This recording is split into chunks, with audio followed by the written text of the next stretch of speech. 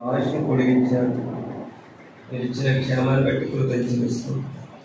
ప్రభావ మీరు మమ్మల్ని కోరుకున్నారు, మమ్మల్ని వెతికారు.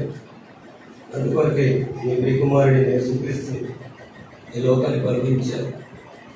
ప్రభా జగత్ పునాది వేయబడక ముందే ప్రభా మీ సంకల్పాలు, మీ ఏర్పాట్లు, మీ ఉద్దేశాలు మానవుడిలో ప్రభా ఆ ఉద్దేశాన్ని నెరవేర్చడానికి కాలం సంపన్నమైనప్పుడు మీ కుమారుడిని ఈ లోకాన్ని పంపించారు.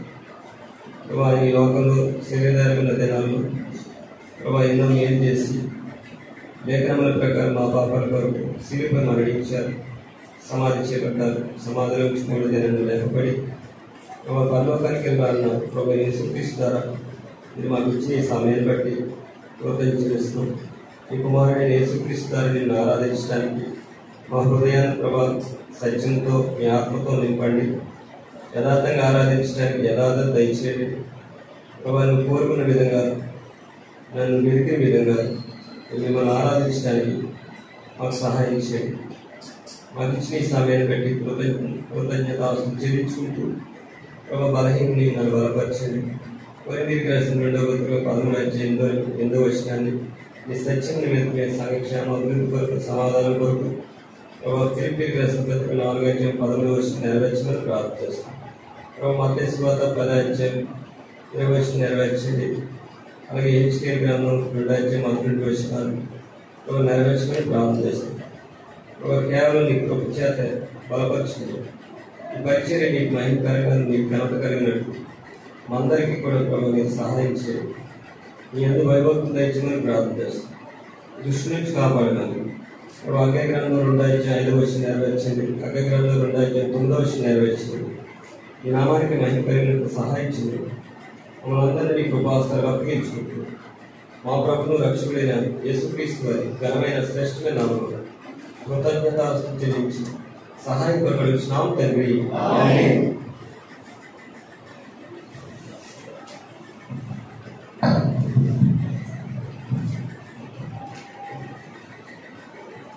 పరిశుద్ధ గ్రంథంలో వచ్చి యోహాను సువార్త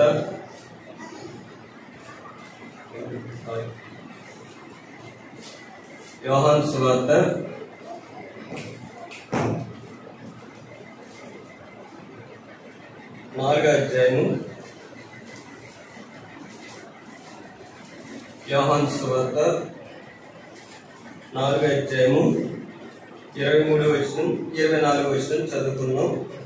యోహాను సువార్త 4వ అధ్యాయం 23, 24 వచనాలు. అయితే యథార్థంగా ఆరాధించేవారు ఆత్మతోనూ సత్యముతోనూ తండ్రిని ఆరాధించే కాలం వచ్చున్నది, అది ఇప్పుడునే వచ్చి ఉన్నది. తన్ను ఆరాధించేవారు అట్టివారే కావాలని తండ్రి కోరుచున్నాడు. దేవుడు ఆత్మ కనుక ఆయన ఆరాధించువారు ఆత్మతోనూ సత్యముతోనూ ఆరాధింపవలెను. ప్రభు చెప్పారు సమరయ స్త్రీకి, కాలం వచ్చినది, అది ఇప్పుడేనే వచ్చినది. తను ఆరాధించేవారు అట్టివారే కావాలని తండ్రి కోరుచున్నాడు. ఎలా ఆరాధించాలంటే ఆత్మతోనూ సత్యంతో ఆరాధిస్తే అది యథార్థత. అట్టివారు కావాలని ప్రభు కోరుచున్నారు, వెతుకుతున్నాడు. మరి గత దినాలుగా ప్రభుని మనం ఆరాధిస్తూ వచ్చాం. మరి ఈ దినం అక్కడ ఒక మాట రాయబడ్డది 23వ వచనం. అయితే యథార్థంగా ఆరాధించేవారు ఆత్మతోనూ సత్యముతోనే తండ్రిని ఆరాధించు కాలము వచ్చుచున్నది. వచ్చేసింది. అప్పుడు వచ్చుతున్నది అన్నారు, కానీ వచ్చేసింది. యేసుక్రీస్తు నామం ద్వారానే వచ్చింది. అది తండ్రి ప్రతి ఒక్కరికి కూడా ఈ భూలోకంలో జన్మించడానికి ఒక తండ్రి ఉంటాడు, తల్లిదండ్రులు ఉంటారు. తల్లిదండ్రులు లేకుండా ఏ వ్యక్తి కూడా ఈ భూమి మీదకి రాలేడు.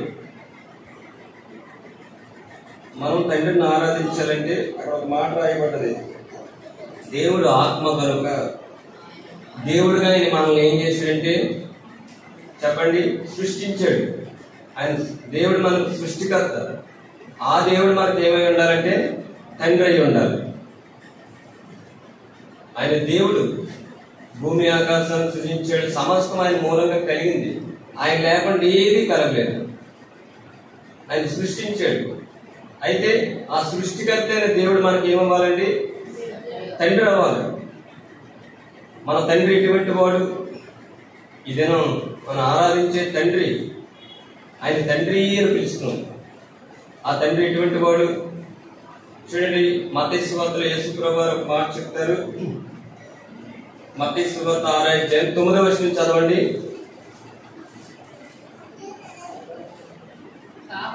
కాబట్టి మీరు ఎలాగూ ప్రార్థన చేయండి. మన తండ్రి, పరలోకమందున్న తండ్రి. ఎక్కడున్నాడండి మన తండ్రి? పరలోకమందున్న తండ్రి. నీ నామము పరిశుద్ధపరచబడిన గాక, నీ రాజ్యం వచ్చిన గాక. చాలండి. పరలోకంలో తండ్రి యొక్క చిత్తం నెరవేర్చబడుతుంది. ఈ భూమి మీద నువ్వు ఆరాధిస్తున్నావు అంటే అది దేవుని చిత్తం. పరలోకంలో ఆయన చిత్తాన్ని నెరవేర్చుకుంటాడు. ఈ భూమి మీద ఆయన చిత్తం నెరవేర్చుకోవడానికి కూడా ఆయన కుమారుడిని యేసుక్రీస్తుని లోకాన్ని పంపించాడు. ఆయన పరలోకమందున్న తండ్రి. ఆ తండ్రి ఎటువంటి వాడండి? చాలా మందికి పిల్లలకు తల్లిదండ్రులు ఉంటారు. తండ్రి లేకుండా ఈ భూమి మీద ఏ వ్యక్తి కూడా జన్మించలేడు. తల్లిదండ్రులు ఉంటారు. అలాగే ఈ దినం మనం ప్రభుని ఆరాధిస్తున్నామంటే, తండ్రిని ఆరాధిస్తున్నామంటే మనకు ఒక తండ్రి ఉన్నాడు. ఆ తండ్రి ఎటువంటి వాడు? అందుకే ప్రభు చెప్పారు, ఎప్పుడు చూడండి యేసు ప్రభు వారు ఏదైనా సరే చెప్పినప్పుడు తండ్రినే గణపరుస్తాడు, తండ్రినే మహిమపరుస్తాడు, తండ్రినే ఇచ్చిస్తాడు, తండ్రినే చెప్తాడు ఎప్పుడు కూడా. మన ఆత్మీయ జీవితంలో యేసు ప్రభు వారి యొక్క జీవితం ద్వారా నేర్చుకున్నదంటే ఎప్పుడు కూడా ఆయన తండ్రిని కనపరుస్తాడు. ఆ తండ్రిని కనపరచడానికి, ఆ తండ్రిని హెచ్చించడానికి, ఆ తండ్రిని మహిమపరచడానికి ఆ తండ్రి ఎటువంటి వాడు? చూడండి, కొన్ని మాటలు దేవుని వాక్యం ద్వారా తెలుసుకున్నాం. కీర్తన గ్రంథం 104వ అధ్యాయము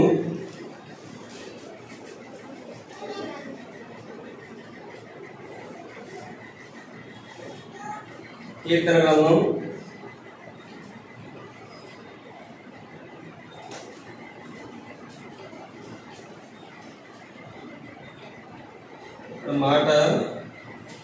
ఒక మాట చూడండి. కీర్తన గ్రంథం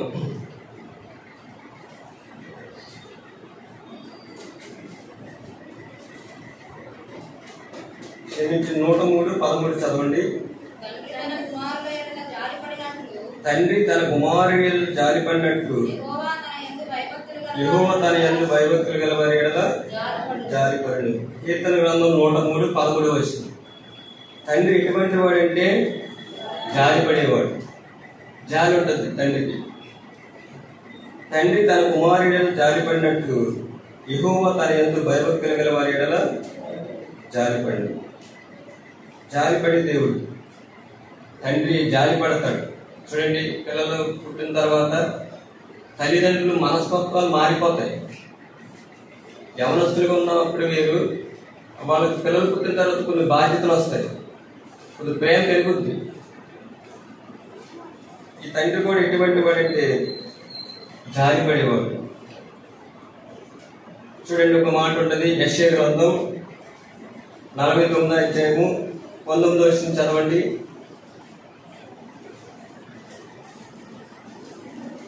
యెషయా గ్రంథం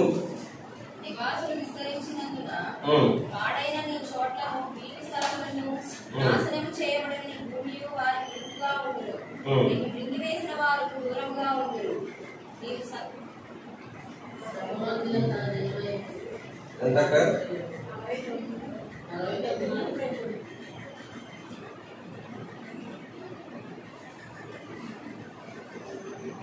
15వ వచనం చదవండి. స్త్రీ తన గర్భమును పుట్టిన బిడ్డను కరుణింపకుండా తన చంటి పిల్లలు మరుచిన వారైనా మర్చిను కానీ నేను నిన్ను మరవను. రెండోదిగా చూస్తే తండ్రి ఎటువంటి వాడండి? మరవడు, మర్చిపోడు. అక్కడ ఒక మాట ఉంది, స్త్రీ తన గర్భమును పుట్టిన బిడ్డను కరుణింపకుండా తన చంటి పిల్లను మరిచిన. ప్రశ్న ఉంది ఇక్కడ. కొంతమంది పిల్లలు పుట్టిన తర్వాత తల్లిదండ్రులు మర్చిపోతారు. దావీదు మాట చెప్పాడు, నా తల్లిదండ్రులు నన్ను విడిచిన ఆయన నన్ను చేరదీయు. చూడండి ఆ మాట ఉంటుంది కీర్తన గ్రంథం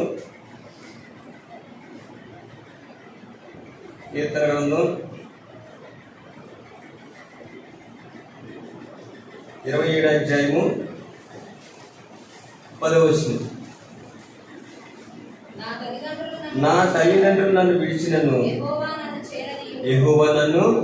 చూసారండి, మూడవదిగా చూస్తే ఆయన చేరదీసే తండ్రి. మొట్టమొదటిగా ఆయన జాలి పడతాడు, రెండవదిగా మర్చిపోడు, మూడవదిగా చేరదీస్తాడు. దావీదు నా తల్లిదండ్రులు నన్ను విడిచినను. విడిచిపెడతారు. ఒకసారి వాళ్ళకి మరణం వచ్చినా లేదా కొన్ని పరిస్థితులను బట్టి పిల్లలు ఏం చేస్తారంటే, మొన్న ఎవరో సిస్టర్ చెప్తున్నారు, పిల్లలు చనిపోయి ఆయన కూడా చనిపోయాడంట. సరేండి, కొన్ని పరిస్థితులను బట్టి ఏం చేస్తారంటే పిల్లలను చంపేస్తారు, వాళ్ళే చనిపోతారు. లోకం ఇది. అయితే దేవుని మార్గంలో మనకు ఒక తండ్రి ఉన్నాడు, ఆయన పరలోకమందు ఉన్నాడు, ఆయన జాలిపడే తండ్రి, ఆయన మర్చిపోవడం. ఇంకేం చేస్తాడండి? చేరదీస్తాడంట. ఇటువంటి తండ్రి మనకు తండ్రిగా ఉన్నాడు. ఇంకా ఆయన తండ్రి గురించి చూడండి, ఒక మాట ఉంటుంది. యెషయా గ్రంథం 66వ అధ్యాయం 13వ వచనం.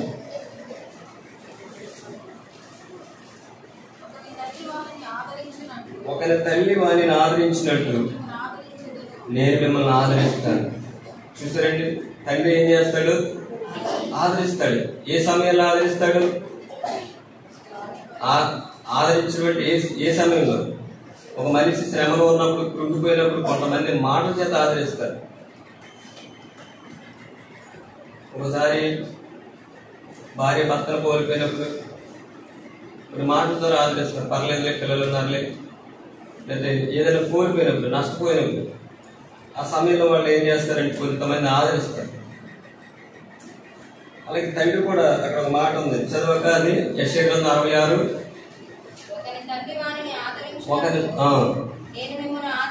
ఆదరించింది. ఈయన ఎవరైనా ఆదరిస్తాడు, జాలి పడతాడు, చేరదీస్తాడు, మర్చిపోడు. ఈయన పరలోకమందు ఉన్న తండ్రి. మరి ఉదయకాల సమయంలో మనం ఆ తండ్రిని ఆరాధించడానికి ప్రభు మనకి ఈ సమయాన్ని ఇచ్చాడు.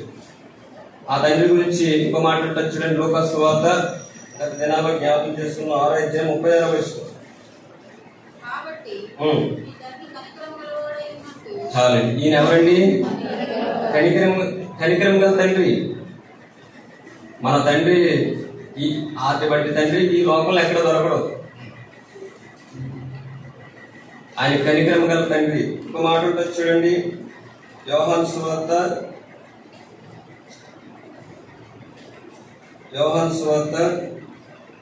10వ అధ్యాయము 29వ వచనం.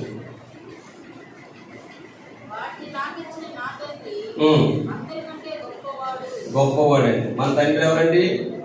గొప్పవాడు. ఆ తండ్రి జారిపడేవాడు, చేరదీసేవాడు, మర్చిపోడు, ఇంకా ఆదరించేవాడు, కనికరం గలవాడు.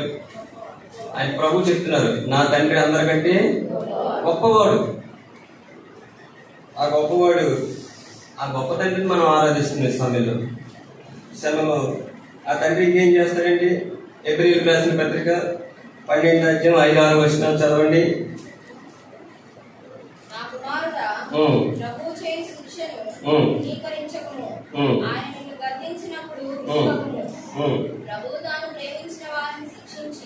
చాలండి. దేవుడు ఏం చేశాడండి? మనల్ని ప్రేమించాడు. తండ్రి ఏం చేశాడండి? మనల్ని ప్రేమించాడు. ఆయన ప్రేమించాడు కాబట్టి ఈ దినం మనం ఇక్కడికి వచ్చాం.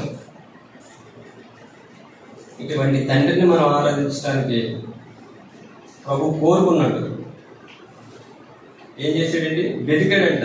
ఈ లోకంలో ఎంతో మంది ఉన్నారు, సామంతులు, సామాన్యులు, దరిద్రులు, ధనికులు, ఎంతో మంది ఉన్నారు. వారందరిలో మనం ప్రభు ఏం చేశాడండి? కోరుకుని ఈ స్థలానికి నడిపించాడు.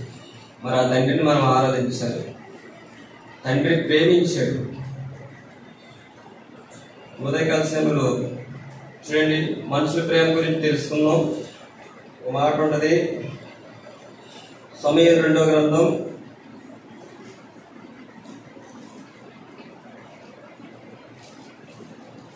14వ అధ్యాయం 1వ వచనం చదవండి.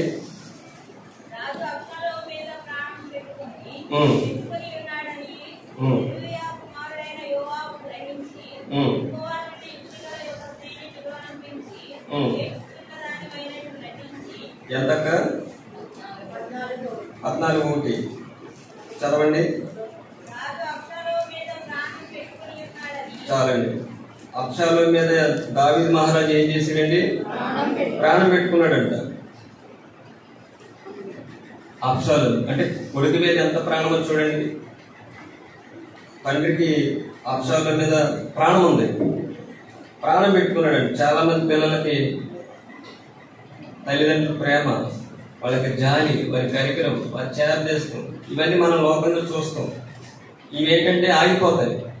కానీ పరలోకమందున్న దేవుని ప్రేమ, తండ్రి ప్రేమ, అది శాశ్వతమైంది, అది శ్రేష్టమైంది. ఆ ప్రేమ ఇంకెక్కడ దొరకదు, అది ఇంకెవరు ఇవ్వలేదు. ఆనాడు కూడా రాజు దావీదు అబ్షాలోము మీద ప్రాణం పెట్టుకున్నాడు. అది సిరియా కుమారుడైన యాహోబు గ్రహించి, చూడండి ఆ పక్కన ఒక అధ్యాయంలో ఒక మాట ఉంటుంది. ఈ అబ్షాలోము ఎటువంటి వాడంటే 14:25 వచనం, ఇశ్రాయేలు అందరిలో అబ్షాలోము అంతా సౌందర్యం గలవాడు ఒక్కడును లేడు. అరికాలు మొదలుకుని తల వరకు ఏ లోపమును అతని యందు లేకపోయింది. లోపము లేనివాడు, సౌందర్యం ఉన్నవాడు. అటువంటి అబ్షాలోము గురించి ఒక మాట రాయబడ్డది చూడండి. 15వ అధ్యాయం 12వ వచనం.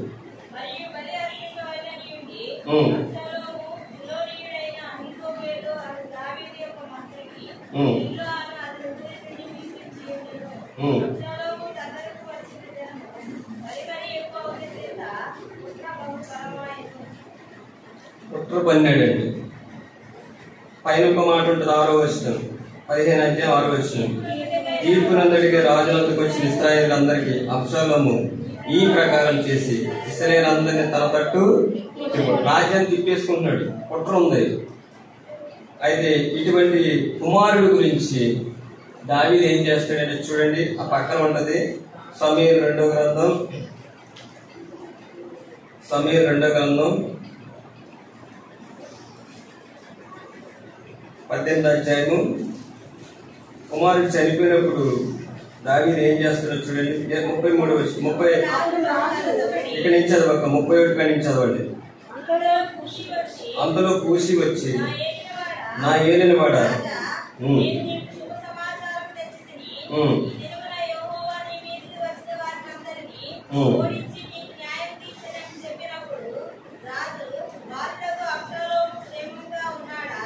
అబ్షాలోము ఎలా ఉన్నాడండి? తండ్రి దృష్టికి బాలుడిగా ఉన్నాడండి. తండ్రి మీద కుట్ర చేసాడు, తన వారిని అందరూ తిప్పుకుంటున్నాడు. అటువంటి కుమారుడి గురించి తండ్రి ఏమంటున్నాడండి? బాలుడు. చాలా మంది తల్లిదండ్రులు పిల్లల్ని ఎలా చూస్తారండి? వాళ్ళు పిల్లల కన్నా కానీ, పెద్దవారైనా కానీ, ఒక్కొక్కసారి వయసు పెద్దదైనా కానీ తల్లిదండ్రుల దృష్టికి పిల్లలు ఎలా కనబడతారండి? ఇంకా పిల్లలనే చూస్తారు, అడుగుతూ ఉంటారు. భోజనం చేసావా, పడుకున్నావా, ప్రతిదీ కూడా ఏం చేస్తారంటే ఆరాలు తీస్తారు, బాధ్యత తీసుకుంటారు. వాళ్ళు ఎంత పెద్ద వయసు అయినా సరే పిల్లల కన్నా, ఒకవేళ వయసు ఎంత పెద్ద వయసు వచ్చినా కానీ చూడండి తల్లిదండ్రుల బాధ్యత. ఇది దావీదు కూడా తన రాజ్యం మీద కుట్ర చేస్తున్నా, తన వారిని తిప్పేసుకుంటున్నా కానీ అక్కడ ఏం చేసాడంటే చనిపోయినప్పుడు అంటున్నాడండి. ఏమంటాడంటే చదవండి, బాలుడు అంటున్నాడు, చదవక క్షేమంగా ఉంది అంటే చూసారండి. తన కుమారుడు ఎలా ఉండాలి, ఆ వ్యక్తి ఎలా ఉన్నా సరే తల్లిదండ్రులు ఏం చేస్తారంటే ఆ పిల్లల గురించి క్షేమంగా ఉండాలి. ఇది తండ్రి ప్రేమ. చూడండి కింద ఏం చేస్తాడంటే 33వ వచనం, అప్పుడు రాజు బహుకలత పడి గుమ్మం పైగా ఉన్న గదికి ఎక్కిపోయి ఏడ్చు చచ్చరించు, నా కుమారుడా అబ్షాలోమా, నా కుమారుడు అబ్షాలోమా అని కేకలు వేయచ్చు. అయ్యో నా కుమారుడు, నీకు బదులుగా నేను చనిపోయిన ఎంత బాగుండు. ఏమంటాడండి? కుట్ర చేశాడు, రాజ్యం కొరకు వ్యతిరేకంగా జీవిస్తున్నాడు. అయినప్పటికీ ఏమన్నాడంటే, నా కుమారుడు బతకాలి, క్షేమంగా ఉండాలి, నేను చనిపోవాలి. ఇది దావీదు యొక్క ప్రేమ. కింద ఒక మాట ఉంటుంది చూడండి, 19వ అధ్యాయము 1వ వచనం కానీ చదవండి.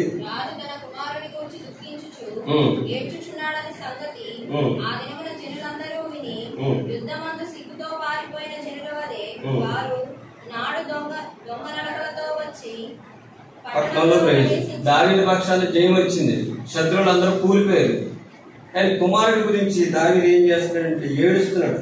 కింద 6వ వచనం ఒక మాట ఉంటుంది చూడండి, నీ స్నేహితులైన ఎడల ప్రేమ చూపక నీ శత్రువు ఎడల కుమారుడి ఎడల ప్రేమ చూపిస్తున్నాడు. విజయం వచ్చిందని సంతోషం లేదు, కానీ కుమారుడు చనిపోయినందుకు ఏమి చేస్తున్నాడండి? దుఃఖపడుతున్నాడు. ఇంకో మాట ఉంది అక్కడ చదవండి, 6వ వచనం ఒక మాట ఉంటుంది.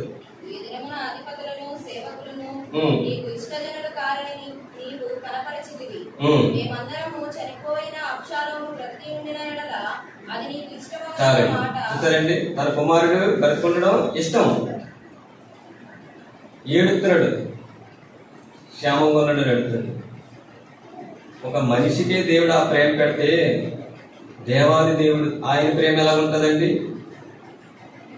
తన కుమారుడు బాగుండాలి, క్షేమంగా ఉండాలి, మరణానికి పాత్రుడు కాకూడదు, ఇష్టపడుతున్నాడంట.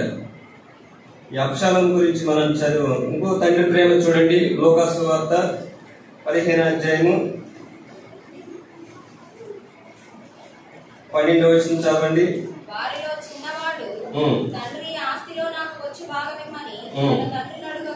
ఇక్కడ ఇంకో మాట ఏంటంటే, తండ్రి ఎటువంటి వాడంటే ఇచ్చేవాడు. తండ్రి ఎవరండి? అది ఎంత చెడిపోయినా కానీ వేరైపోతున్నాడు. తండ్రి నుంచి కుమారుడు ఏమంటున్నాడంటే స్వేచ్ఛ కావాలనుకున్నాడు, స్వతంత్రం కావాలనుకున్నాడు, వేరే బ్రతకాలనుకుంటున్నాడు. చాలా మంది నా ఆస్తిలో చిల్లు భాగం నీకు ఎవరని చాలా ఖండితంగా చెప్తారు. కానీ ఈ తండ్రి ప్రేమ చూడండి, అక్కడ ఏమంటాడంటే తండ్రి చూడండి, చదవండి 12వ వచనం, వాడిలో చిన్నవాడు తండ్రి ఆస్తిలో వచ్చి భాగము ఇమ్మని తన తండ్రిని అడగా చాలే ఆస్తిని ఇచ్చేసాడు తన భాగాన్ని. అంటే తండ్రి ఎటువంటి వాడండి? ఇచ్చేవాడు. కుమారుడు ఎటువంటి వాడైనా సరే తండ్రి ఇస్తాడు, కనికరం గలవాడు, చేర తీసేవాడు. ఇంకేం చేస్తాడండి? ఆదరిస్తాడు, మర్చిపోడు, ప్రేమిస్తాడు. అటువంటి చిన్న కుమారుడు భాగం ఇమ్మని అడిగినప్పుడు ఆ భాగం ఇచ్చాడు. ఆయన ఏం చేశాడు చూడండి, లూకాసు వార్త 15వ అధ్యాయం 20వ వచనం.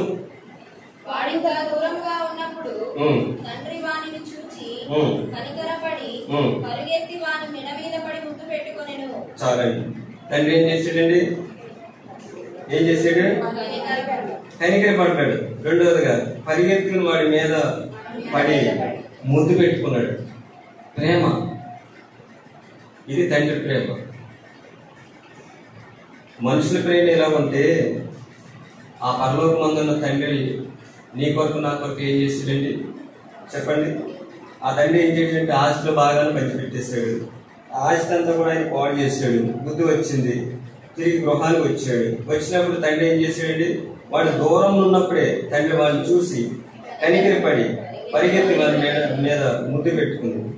అప్పుడు కింద ఒక మాట ఉండొచ్చునండి, 22వ వచనం. అయితే తండ్రి తన దాసును చూసి ప్రశస్త వస్త్రం పరుగి దీన్ని కట్టి వీని చేతి ఉంగరం పెట్టి పాదం చెప్పులు తొలగించాడు. మళ్ళీ కుమారుడికి తండ్రి ఏమి ఇచ్చాడండి? అధికారం ఇచ్చాడు, చేర్చుకున్నాడు. అక్కడ ఒక మాట అంటాడు కుమారుడు, నేను యోగ్యులను కాను. మనం కూడా యోగ్యులం కాదు తండ్రిని ఆరాధించడానికి. ఏ యోగ్యత లేదు మనకు కూడా.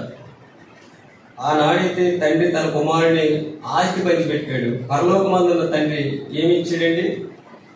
చూడండి ఆ పరలోకమందున్న తండ్రి ఏమి ఇచ్చాడు చూడండి. యోహాను సువార్త 3:16.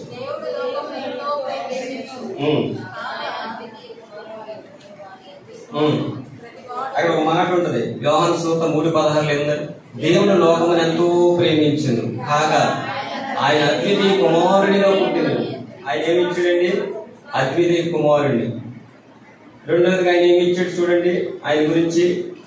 రోమీయులకు రాసిన పత్రిక 8:32. తన సొంత కుమారుడు ఇచ్చాడంటండి. ఆనాడైతే ఆ ఇద్దరు కుమారులు చిన్న కుమారుడికి ఆస్తి పంచి పెట్టాడు. ఈ పరలోకపు తండ్రి ఏం చేశాడండి?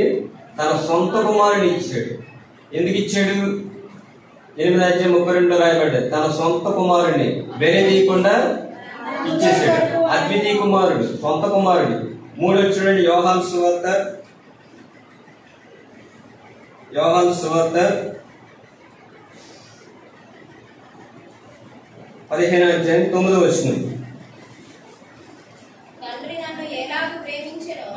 చూడు చెప్తారండి. ప్రభు చెప్తున్నాడు ప్రేమించిన కుమారుని ఇచ్చేసాడు. ఎవరైనా సరే ఈ లోకంలో ప్రేమించింది ఎవరైనా ఇస్తారండి? ఎవరైనా నమ్మగలరా? ఏ వస్తువు కానీ ఒకసారి బహుమానాలు వస్తాయి, గిఫ్ట్స్ వస్తాయి, లేదా ఎవరైనా ఒకసారి ఇస్తారు, మనకి ఇష్టమైన ఉంటాయి. అది ఎవరైనా వస్తువు కానీ ఏమైనా ఇవ్వగలరా? ఇవ్వడానికి ముందుకు రాదు. కానీ తండ్రి ఏం చేసాడంటే తన సొంత కుమారుని ఇచ్చాడు, అద్వితీయ కుమారుని ఇచ్చాడు, తాను ప్రేమించిన కుమారుని ఇచ్చాడు. ఇంకో మాట ఉంటుంది చూడండి.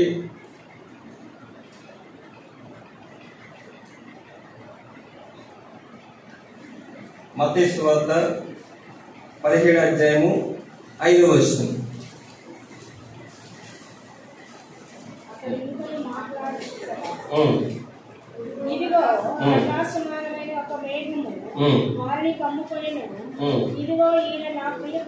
చాలండి. ఎవరండి ఈయన? ప్రియ కుమారుడు, ప్రియమైన కుమారుడు, అద్వితీయ కుమారుడు, ప్రేమించిన కుమారుడు, సొంత కుమారుడు మన కొరకు ఇచ్చేసాడు. అది యేసుప్రభువు అంటారు తండ్రిని ఆరాధించిన వాళ్ళు ఎటువంటి వారు కావాలండి? ఆత్మతోనూ సత్యంతోను. ఆ తండ్రి జాలిపడే దేవుడు. నీ ఎడల నా ఎడల జాలి చూపించాడు, నీ ఎడల నా ఎడల ఆయన ప్రేమించాడు, మనల్ని ప్రేమించాడు. చూడండి తన కుమారుడి కంటే మనల్ని ప్రేమించాడు, లోకమును ఎంతో ప్రేమించాడు. అయితే ఆయన కుమారుడి కంటే ఎవరిని ప్రేమించాడు? కూర్చున్న నిన్ను ప్రేమించాడు, నిలబడ్డ నన్ను ప్రేమించాడు. అంటే కుమారుడి కంటే, ఆయన కుమారుడి కంటే దేని ప్రేమించాడండి? నిన్ను నన్ను ప్రేమించాడు. ఎందుకు ప్రేమించాడు చెప్పండి? ఎందుకు ప్రేమించాడు? ఆ చిన్న కుమారుడు మళ్ళీ ఇంటికి వచ్చినప్పుడు చేర్చుకున్నాడు. తిరిగి ఆ కుమారుడికి ఏమి ఇచ్చాడండి చెప్పండి? ఏమిచ్చాడు? ప్రశస్త వస్త్రం ఇచ్చాడు, ఉంగరం పెట్టాడు. ఇంకా వస్త్రాన్ని దేనికి గుర్తండి? పరిశుద్ధత, పవిత్రత. ఆ వ్యక్తి ఏం చేశాడంటే డబ్బంతా ఖర్చు పెట్టాడు, అపవిత్రుడైపోయాడు. అక్కడ ఒక మాట అంటాడు, పరలోకమందు తండ్రికి నీకు నేను విరోధంగా పాపం. అంటే పాపం వల్ల ఏమైపోయాడు? అపవిత్రత అయింది. తిరిగి ఆ తండ్రి ఏం చేశాడంటే ప్రశస్త వస్త్రం తొలగించాడు. ఉంగరం దేనికి గుర్తండి? అధికారం. చూడండి, ఒక తండ్రికి అంత ప్రేమ ఉంటే పరలోకమందున్న తండ్రి తన అద్వితీయ కుమారుడిని మన కొరకు ఈ లోకానికి పంపించాడు. ఆయన సొంత కుమారుడు, ఆయన ప్రియ కుమారుడు. ఆ కుమారుడు ప్రేమించిన కుమారుడు మన కొరకు ఏం చేపట్టాడండి ఆయన? చూడండి యోహాను రాసిన మొదటి పత్రిక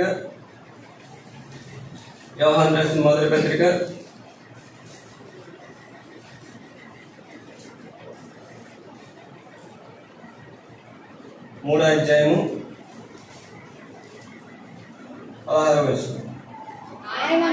ఆయన మన నిమిత్తము తన ప్రాణం పెట్టాను కనుక దీని వల్ల ప్రేమించదైనది చూసారండి. ఆయన అద్వితీయ కుమారుడు, సొంత కుమారుడు, ప్రియ కుమారుడు, ప్రేమించిన కుమారుడు మన కొరకు ఏం పెట్టాడండి? ప్రాణం పెట్టాడు. చివరికి ఇంకో మాట అక్కడ ఉండదు చూడండి. యోహాను రాసిన మొదటి పత్రిక 4:10.